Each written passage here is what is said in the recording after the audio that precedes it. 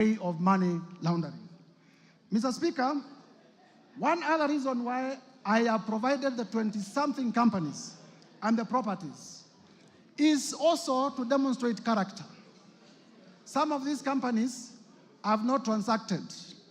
It is my prosecution theory that these are special purpose vehicles for purposes of money laundering and for purposes of preparation for money laundering. And therefore, one would wonder why the Deputy President would have so many companies that are not active, except for the reason of waiting for a prime day for them to launder resources from government. Mr. Speaker, I have also listed many companies and suspicious transactions where companies were being paid as much as 100 million from the office of the Deputy President. They are paid in the morning, and at noon, they are withdrawing the money in cash. You are aware that under our regulations, you cannot withdraw more than 1 million shillings from the bank. But I have listed in schedules where in a singular day, as many as 10 transactions, cash transactions, were being done from monies that had been paid from the office of the Deputy President. These are serious reasons to believe that the monies were being withdrawn for suspicious reasons. And for that reason, Mr. Speaker, I believe I have discharged my burden of proof, and this ground is proven beyond the required threshold, and it should be confirmed as a ground of impeachment. Mr. Speaker, allow me to proceed to ground number 8. Ground number 8 is about breach of Section 132 of the Penal Code and breach of Section 129 of the Leadership and Integrity Act. Basically, these are about misleading the public. Mr. Speaker, on this one, I rely on the evidence of the video in the case of Justice Esther Maina, that the Deputy President did mislead the public that Justice Esther Maina was corrupt, simply because she had made a finding that was against him. Mr. Speaker, I also rely on a video that I'm going to play shortly, that the Deputy President did attack the National Intelligence Service in a televised television interview in Mombasa. Mr. Speaker, in that televised interview, and you will see it shortly, the Deputy President misled the Kenyan Republic on several accounts, which I will discuss after the video has been played. I now request the media team to play the video on NIS in Mombasa.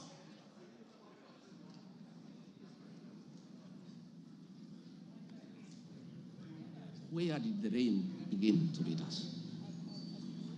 Where did we stop listening to the people? President William Ruto and I were the darling of the Kenyan people.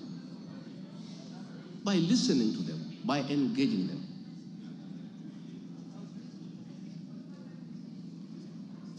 And as a government, we have established institutions to ensure we not only listen to Kenyans, but also genuinely understand their concerns.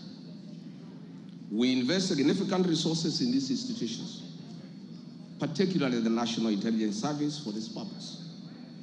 It is clear there has been a failure in the intelligence and advice we are receiving, particularly concerning crucial government policies.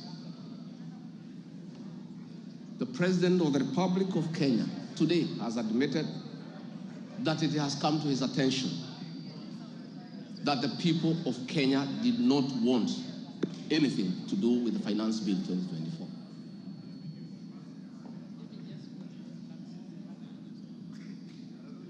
The President has now agreed that we need to listen to the people.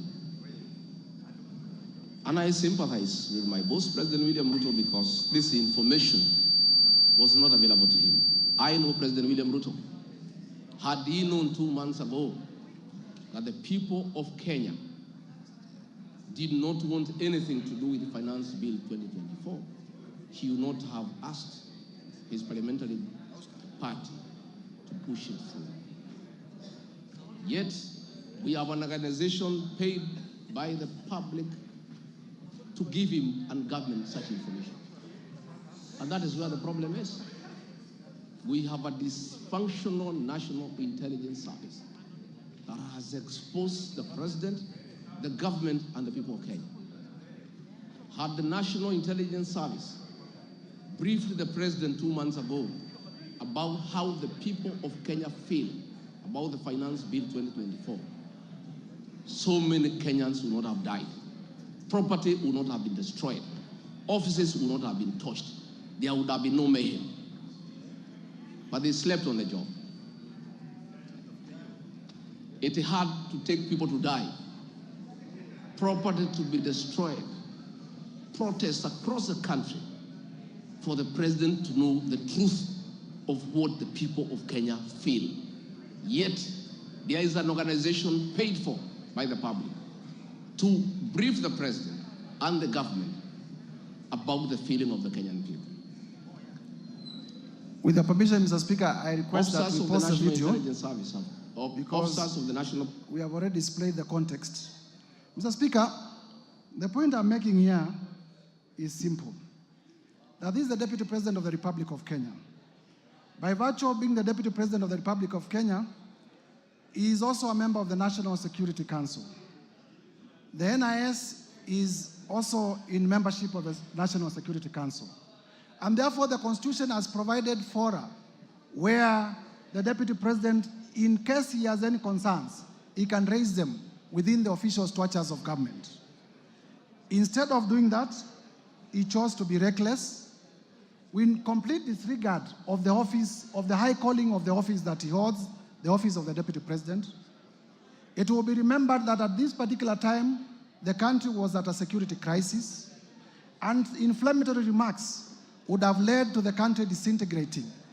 Inflammatory remarks would have led to the social fabric of this country tearing apart. And therefore, by such doing, I am inviting the House to find that the Deputy President did mislead the public.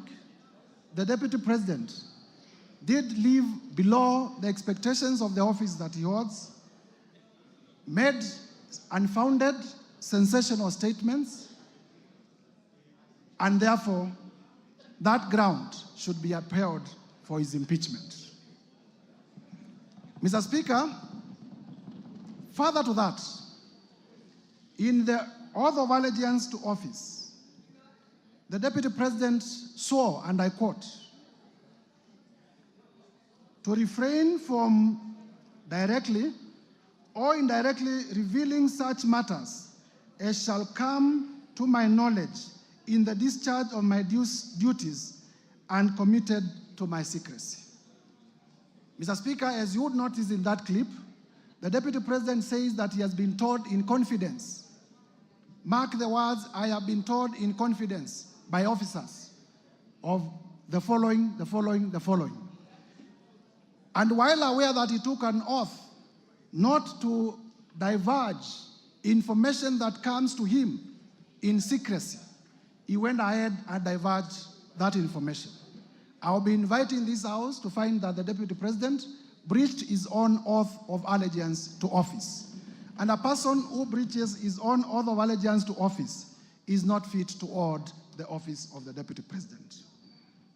I therefore urge members to find that this ground has been proven to the required standard and uphold it for impeachment. Under ground 9, Mr. Speaker, on gross misconduct. Gross misconduct has been defined as the dereliction of duty in the Black's Law Dictionary. Gross misconduct has been defined as the dereliction of duty, unlawful or improper behavior. Mr. Speaker, we have alleged that the Deputy President did breach Article 151B of the Constitution in his utterances against the National Intelligence Service, and that is incompatible with the high calling, dignified status, and the discretion required of the office of the Deputy President. And because I had laid basis in the foregoing ground, I wish to urge members, using the same evidence that I've adduced above, to also find that ground number 10 is also proven. Ground number 9, that is. On ground number 10, gross misconduct on insubordination.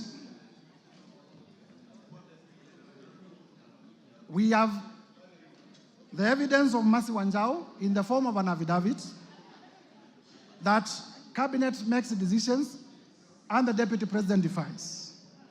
I have video clips in Nyanza where the President did direct. In fact, he said it is primitive for people to say that certain sections of the country cannot receive development by virtue of how they voted in the last elections.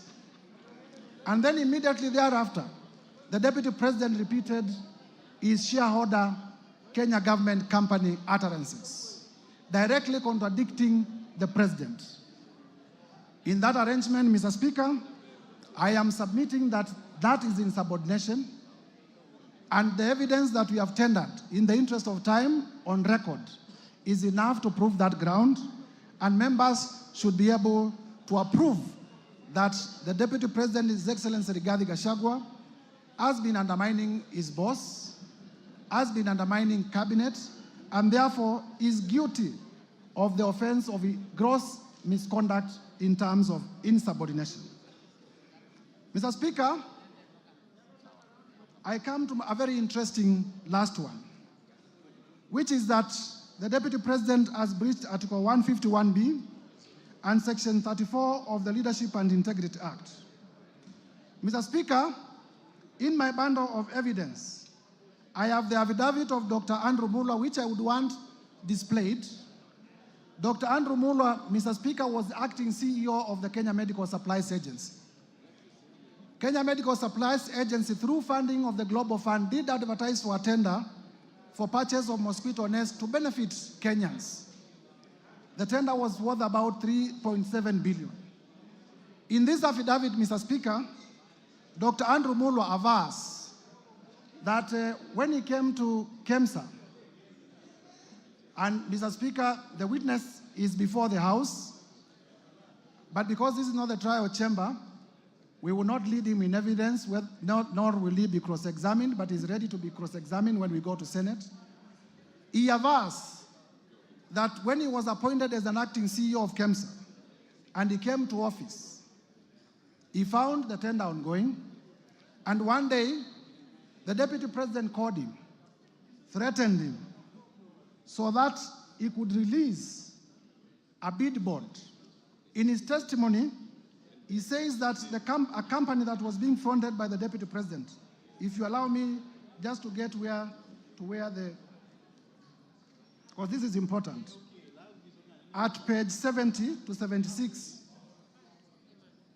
at page 70 to 76 of my bundle of documents, Dr. Andrew Muller avers that His Excellency Rigathi Gachagua called me from his mobile phone. The number is provided. On my mobile phone number, the number is provided, and pressured me to surrender to his proxy the original bid bond submitted by Sobika Impex for the above tender. He told me that he would send a proxy to collect the original bid bond. He goes further to state that Dr. Ikuno Rigathi, who is a son to Rigathi Gachagua, the Deputy President, called me and sent me a WhatsApp message from his mobile phone number, which is provided, claiming to be acting for and on the instructions of His Excellency Rigathi Gachagua. He asked for Sobika Impex Private Limited's original bid bond for the above tender, which he said His Excellency Rigathi Gachagua was trying to collect from KEMSA. Annexed here to and marked AM1 are the screenshots, and I would like them, they are already displayed on the screen of those messages. He goes further to aver that Dr. Ekino Rigathi, His Excellency Rigathi Gachagua sent a one Ogora Wilson Okulo of national identity number that to collect the original bid bond submitted by Gachagua Impeachment Limited. He concludes by saying that given the status, power, threats, influence of the people involved in the interference with the investigations and the cover-up of the irregularities surrounding the procurement of treated mosquito nets, I was constrained to surrender the original bid bond to Ogora Wilson Okulo. In short, members, please listen to this. In short, I was caught in a tricky situation as there was nothing much I could do as a junior government officer against a sitting Deputy President of the Republic of Kenya. Mr. Speaker, this allegation was admitted by none other than the Deputy President yesterday live on his interview or live on television. He did confirm that, yes, he called Dr. Mulo. He also confirmed that he called him in relation to a bid bond. And he did confirm that the company called Sobika, the local representative of Sobika, is a company called Crystal. And the company called Crystal is owned by none other than Rigathi Gachagua and his children. And therefore, there was a direct conflict of interest that the Deputy President, that the local representative of Sobika, which is an international company registered in India, is a company owned by the Deputy President. And the Deputy President is making a call regarding a tender to a junior government officer. I wonder how many other calls he has made.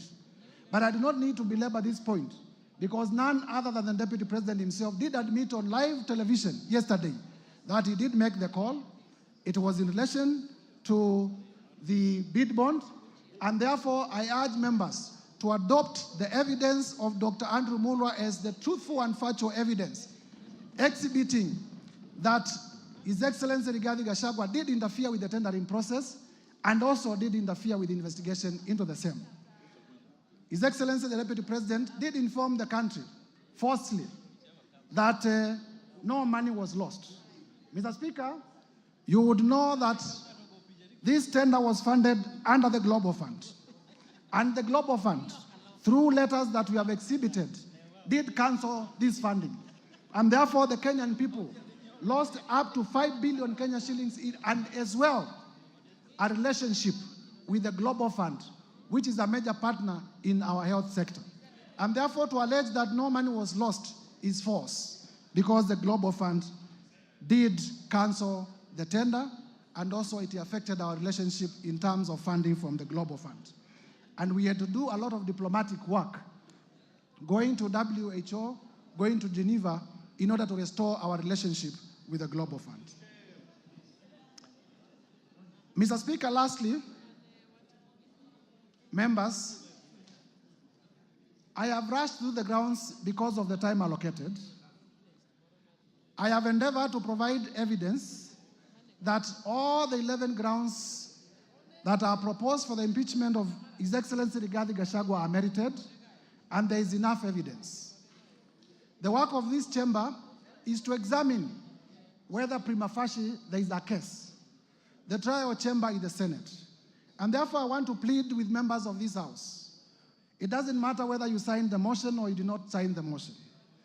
I have endeavored to persuade each one of you individually that this country requires a serious leadership. And His Excellency Rigathi Gachagua is not part of that serious leadership. I have endeavored to persuade each one of you that this country requires leaders who can respect the rule of law. This country requires leaders who can respect the Constitution.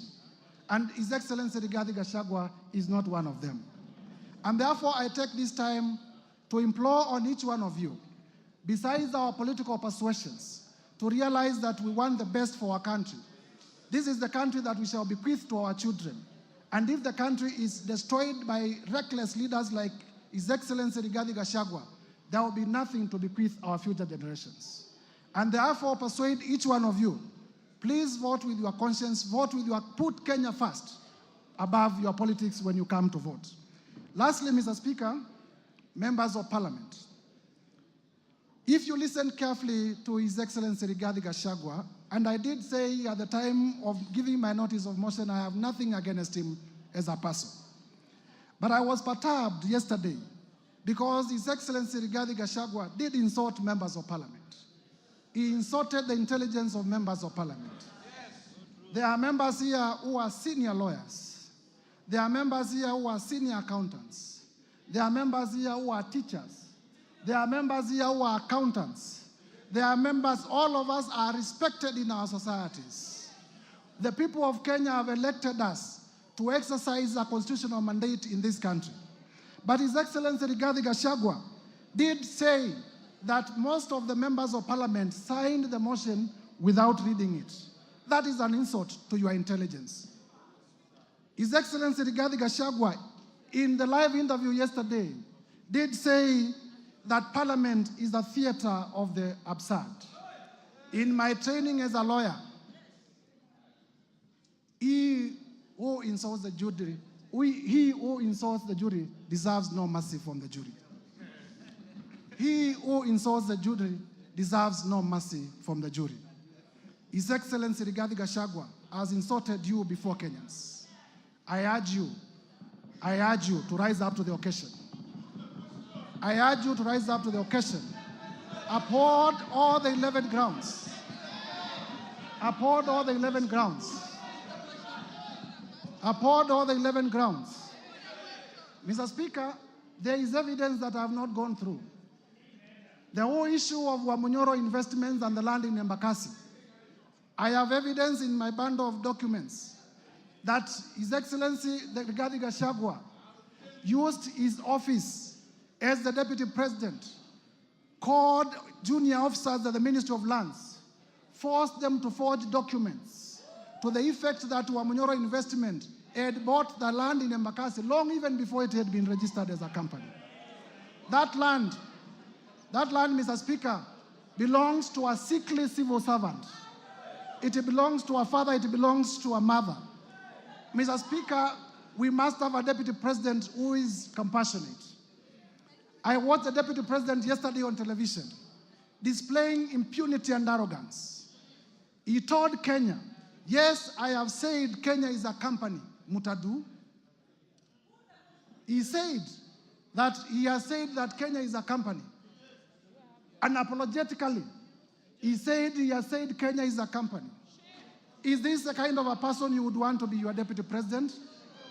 Members of Parliament, I do not want to imagine that anything can happen to the sitting president. I do not want to imagine. But it is also a factual reality that something can happen to the president who is in power today. If anything, and God forbid, happens to the president who is in power today, is this the man you would want to complete the term as president? This man, honorable members, this man called Rigathi Gachagua has already said that the members of parliament in Mount Kenya are either to Gunia, I don't know what that means, or are collaborators, and that he will take them home. He has already said that where I come from, we deserve no development in Ukambani. He has said that the people of Nyanza deserve no development. He has said that the people of Western deserve no development nor appointments from the government. He has said that the people of the coast deserve no development from the government. He has said that the people of Northeastern deserve no development from the government. Those are the people you represent. Those are the people you represent. As you rise up to vote, please have the best interest of your people at heart.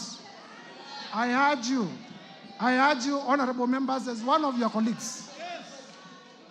I urge you, honorable members, as one of your colleagues. When this motion is finally put to vote, please vote to impeach Rigathi Gachagua. Please vote to impeach Rigathi Gachagua on all the grounds. As I conclude, Mr. Speaker,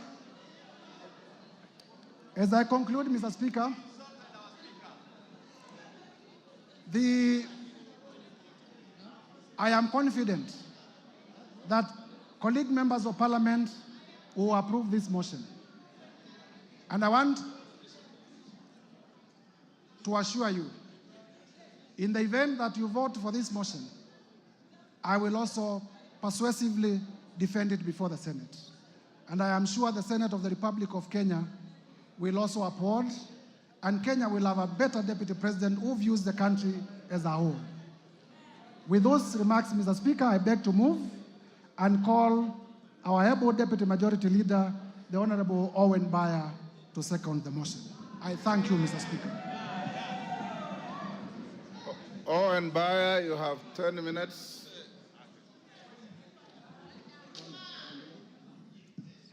It's okay. Owen Baya, you may proceed. Okay. Thank you very much, Honorable Speaker. Honorable Speaker, I rise to second the special motion for the removal from office by impeachment of His Excellency Rigathi Gachagua, the Deputy President of the Republic of Kenya. Honorable Speaker, in opening, I would like to thank the Honorable Mutuse for the courage and valor in tabling and moving this motion. Honorable Speaker, in his address yesterday, the Deputy President called Parliament and this National Assembly a theater of the absurd, a house of ridicule, a house which processes trash. That's what he said about this Parliament. Honorable Speaker, just like the Deputy President, I'm a student of literature, having been taught by the late Wasambo Were and the late Professor Imbuga. In the definition, Honorable Speaker, of the theater of absurd, a theater of absurd is without plot, is directionless, is laced with stupidity, lacks thoughts, lacks coherence of ideas. It is irrational and logical. If you have read the book by Samuel Beckett, you will know that in that book called Waiting for Godot, that he actually said, this parliament is as good as that literature. Honorable Speaker, I sit in this parliament and many of you do that. Members, are we a theater of absurd? Members, are we directionless? Members, are we stupid? That's what the Deputy President characterized this parliament, that we are stupid, we are directionless, and we are people who are very useless to this country. Honorable Speaker, a person of the stature of a Deputy President who can say such things about this chamber does not deserve to continue to become the Deputy President of the Republic. Honorable Speaker, what is the theater of absurd, Honorable Speaker, is when the Deputy President demands that for the 8 million votes, from Mount Kenya, he should be paid 2,000 shillings, translating to 16 billion shillings, so that he can bring peace to this country. Honorable Speaker, that is the theater of absurd. That is the theater of absurd, Honorable Speaker. Honorable Speaker, the Honorable Rigathi Gachagua has committed impeachable offenses as provided in Article 150, 1 and 2. He has grossly violated the Constitution and has committed crimes under national and international law, as has been ably demonstrated by the mover of the motion. Honorable Speaker, looking at the evidence provided by the mover of the motion, Honorable Speaker, that is enough to impeach the Deputy President, and he must stand impeached by the end of the day today. Honorable Speaker, Article 131E of the Constitution says the President is a symbol of national unity.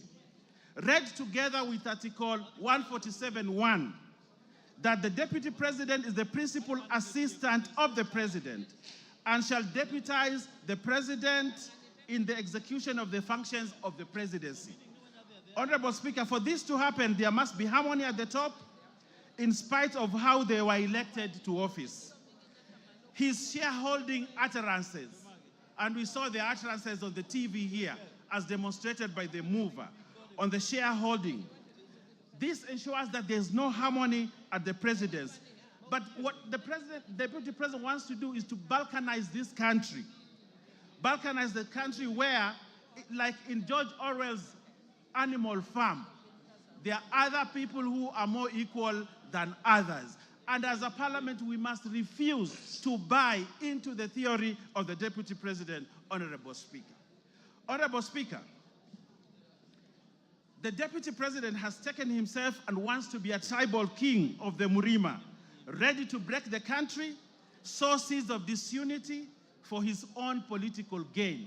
And this chamber, today, by the end of the day, we must have no deputy president who wants to balkanize this country.